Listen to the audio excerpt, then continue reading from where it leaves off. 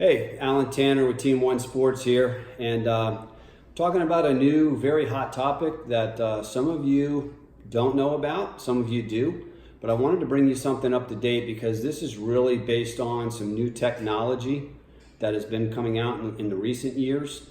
And I just want to preclude what I'm going to tell you about, which is the research that I'm talking about is research that I have done. And it's based on pretty much every bat manufacturer and every ball manufacturer out there. And it is also based on new technology in bats. It really doesn't have as much relevance to, say, 2014 bats or 2013 bats or any research that was done before then. This is up to date based on some of the new technologies in bats. And the real question, there's actually two questions we're going to try to answer for you today. And the first one is, do composite bats actually wear out? And we're going to find out that yes, they do. And the second thing we're going to talk about is the actual compression levels and what compression levels mean in both USSSA and senior softball. So hopefully I'll answer those questions. So we're going to talk now. This is a compression tester, and what this actually does is measure the barrel to see what type of compression is happening in a barrel of a bat. And what it does is it tells you that the bat is becoming more lively, because as we know, composite bats do get more lively as we hit them and they break in more. So the key thing it does is it'll tell you where it can start out at and where it can potentially go to.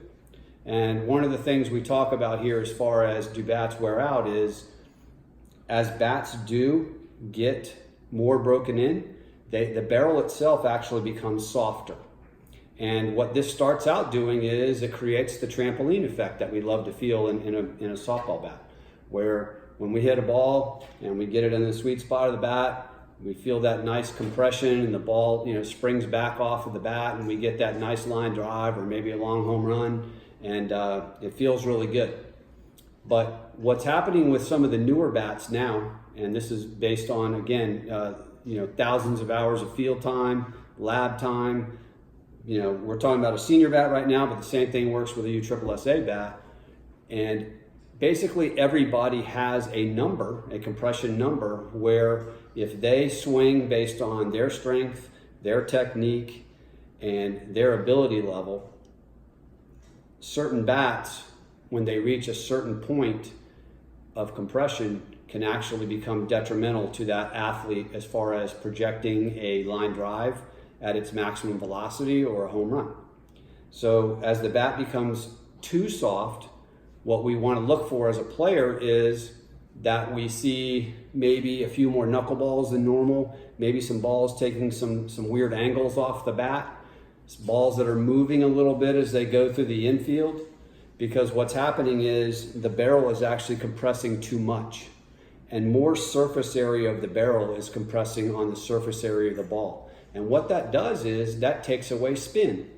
And when spin is taken away from, you reduce your potential in velocity and your potential in distance.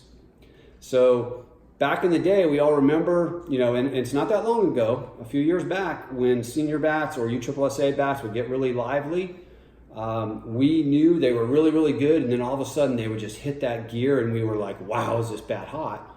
But we also knew that maybe 50 swings later, that bat's probably gonna break. We get that sharp tooth across the barrel and that bat is done. But what's happening now with this new technology is all these bat manufacturers have gotten so much better with different materials, different layups, different resins, different weighting systems, that the bats don't always just break like that.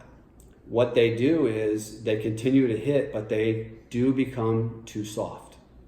And when that happens, it's time to let a guy maybe with lesser bat speed, lesser strength, lesser technique take over that bat. It's time for you to get a new bat.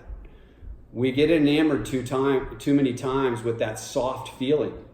And guys, you really got to pay attention.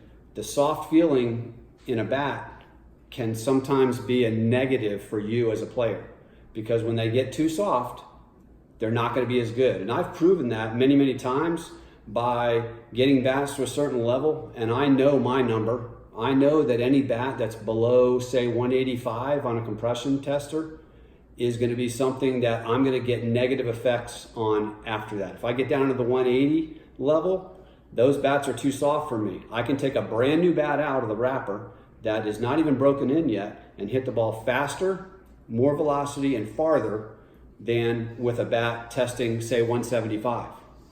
Now again, everybody has a different number. And so your number could be 160, your number could be 165. We don't know that. But what I want you to do is just pay attention to your bats, understand that if they start feeling soft like that, and you start seeing some of these situations occur with reduced spin, knuckleballs, balls kind of taking a weird flight pattern, they're moving a little bit as they're going through the infield, those are signs that your bat's too soft. And you need to go on and get yourself a new bat. Because the answer to the question is senior bats and even USSSA bats wear out and they actually become too soft. So that is something that I've been working on for the last few years with finding these things out with these new bats that are coming out. And the second part of what I want to talk to you about is when you're finding some bats now we're seeing on the market that are coming out really hot out of the wrapper, we got to watch that phrase, guys, because if you're getting a bat that I'm testing some new senior bats as low as 190, 195, or 200, brand new in the wrapper. Now, guys, you take the wrapper off of that bat, and yes, it's going to hit really good. But if you're any kind of hitter at all, you're going to be very lucky to get 200 or 300 swings out of that bat, or sometimes even less, before that bat becomes soft. And you're going to get negative response off of that bat. Now, if you're willing to buy a new bat every couple, 200 or 300 swings, and you want to do that, then that bat's for you. But what I'm going to tell you about, like with our technology with Worth and with Mikan, we've developed technologies where our bats start out a little bit higher, so they do take a little bit more break-in than some of the bats that are out there. But let me tell you, once they do break in and you get a couple hundred swings on them, you literally have hundreds and hundreds and sometimes 1,000 or more for certain players, high performance swings at top levels of performance before they get too soft. So what do you want to pay for? Do you want to pay for a bat that is going to break in really quick and you're going to get, 5 or 6 tournaments out of it and then it's soft and you don't realize it, but you're getting lower bat velocity speeds, ball velocity speeds, and lower distances, so you got to go buy a new one? Or do you want to buy a bat that's going to last you for a period of time where you're going to get hundreds and hundreds of high performance swings? So this is something that you really got to watch out for.